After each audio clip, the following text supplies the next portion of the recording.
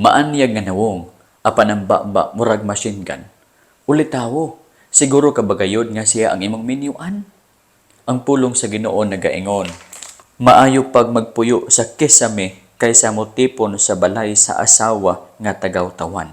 Tagaw-tawan meaning bunga, ngira, baon, palaaway. Magkasala ra bagyod ka, lalaki. Malabayan lang nimo ni sila og gamay nga limonsito. Balusan kanila og rakrak sa ilang baba nga murag AK-47. Kini mga bayhana, adunay good memory. Kung magkasala ka, mahinumduman nila ang imong mga sala sa unang panahon. Kung unsa kadto nga tuig, kung unsa kadto nga bulan, ahang dapita, o unsang orasa. Master sila sa subject nga history. Major pagani. Master pod sila sa mathematics. Ginaihap nila ang inyong mga sala. Ginatagaan lang mo nila gamay nga pahulay ug dayon kalbaryo nga daghan.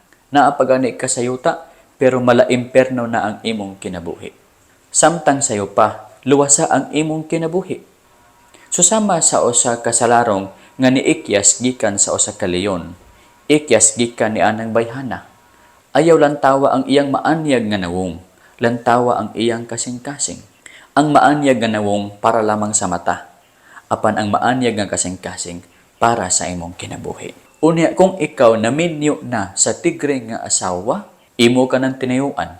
Kinsa bay gasugo kanimo nga siya imong minyuan? Kung nagplano ka nga bulagan siya, mga igsuon ang pulong sa Ginoo nagasulti. Sa pagkaagi nga dili na sila duha kundili usa na lamang kalawas. Busa ang gihiusa sa Dios dili pagabulagon sa tao. Nahiusa na kamo, usa na kalawas. Kung kinsa ang giusa sa Ginoo sa kaminyoon, let no man put asunder. Wala na magbulag kanila. Ayaw na kamo pagbulag. Unya kung ikaw nagtratar sa imong asawa nga imong kaaway, ang pulong sa Ginoo sa Mateo 5 gasulti, love your enemies. Mga bana, ingon ang pulong sa Ginoo sa Efeso kapitulo 5, husbands, love your wives. Ang pulong nga love diha gikan sa word nga agapao, usa kini ka klase nga gugma nga wala gabase sa emosyon, kundi gabase sa desisyon ug sa commitment. Mga lalaki, mga babae, naa na kamoy commitment at tubangan sa Ginoo nga kamo na ang magkahiusa. Desisyon ni nga higugmaon siya, nga tagaan siya maayo nga buhat, tagaan siya maayo nga mga regalo, bisan pa og wala na kay feeling sa iyaha. Kay bungangira kaayo siya. Kung imo ka ng buhaton bana, nga higugmaon ang imong asawa bisan pag wala ka na feeling sa iyaha, ang Dios malipay kanimo. Ayaw ka bala ka, mo follow ra ka ng feelings basta kay muuna ka og buhat og maayo para sa imong asawa. Mao na ang milagro sa gugma. Ug kung magtagaw-taw na siya, palihog palayo sa kaniya, kay ang imong nawong igang kaayo. Adto sa imong atop, adto sa kahoy pagduyan-duyan, balik kung maayo na ang iyahang mood, unya pagpaubos, ayaw og undang og buhat og maayo. Basin unya malukmay siya ug mahimo siyang buutan. Ingon pa ni Pablo, dag-a ang daotan pinaagi sa maayo. Unya kung malukmay na siya, dal-a siya sa simbahan. Papaminawa sa wali sa pastor nga, mga asawa, pagpailalom kamo sa inyong mga bana sa tanan nga mga butang. Chati ang inyong pastor. Pastor, pwede ba nga kini ang iwalin mo karon Domingo kay need kaayo sa mga pamilya karon? Basin mo sugot ang inyong pastor. Ug malipay ang pastor ninyo kay nakabaton siya og gwapo nga topic sa Sunday. Ug dayon paglingkod ninyo, pagbinuotan sa imong asawa, ayo pag-ingon-ingon nga da. Smile lang with hug, agbay bagkaha. Unya tagaan din siya bulak o baga at chocolate pag uli sa inyong nga balay. Malipay siya o mabuutan siya. Sometimes mo reflect ang kinaiya sa asawa sa bana. Kung pananglitan ang bana baon, mahimo sa ng baon ang asawa.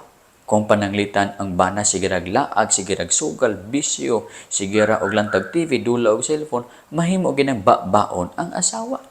Kung gusto ka nga ngimong asawa mahimong mahilumon, buutan ug sweet sa imuha, uy, buhata ang matarong.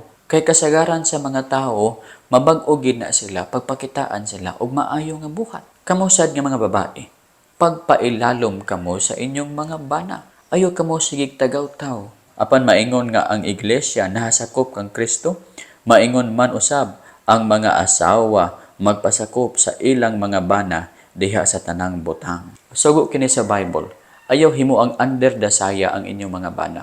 Mga asawa, magpasakop kamo sa inyong mga bana. Susama nga ang iglesia nagpasakop kang Kristo Jesus. Si Kristo ang head sa church. Susamang pamamaagi, ang bana mo'y head sa asawa. Base ng imong kasing-kasing dautan lang gyud kaayo. Abi mo, maimperno ka ni ana. Repent. Pag hinulsol, di na magtagaw tao, magbag-o na sa kinabuhi. Ug ang dugo ni Kristo Jesus magahinlo sa imuhang mga sala babaye. Apil po lalaki. Dawata og tuuhi si Kristo Jesus isip imong Dios og manluluwas. Aron ikaw makabaton sa kaluwasan. Si Kristo Jesus nagapaabot kaninyo nga moabli mo sa inyong kinabuhi aron siya mosulod sa inyong kinabuhi. Ingon ang pulong sa Ginoo sa Revelation chapter 3 verse 20.